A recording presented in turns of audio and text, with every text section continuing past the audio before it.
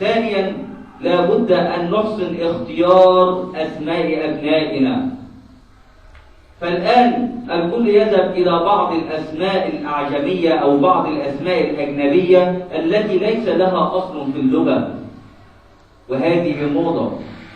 أريد أن أسمي بنتي كذا وكذا وبالأبناء كذا وكذا، وهي أسماء ليس نعلم عنها شيء ولا لها أصل في اللغة.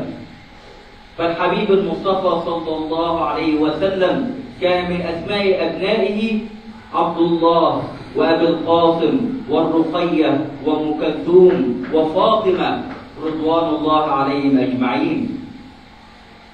فلماذا لم نقتدي بالنبي محمد صلى الله عليه وسلم في تسمية أبنائنا؟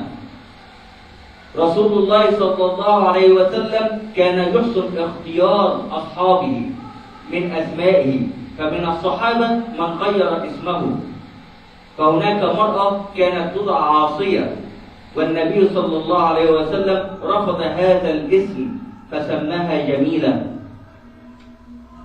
فلا بد أن نحسن أسماء أبنائنا وبناتنا أسماء عربية أصيلة، وما أكثرها في اللغة العربية.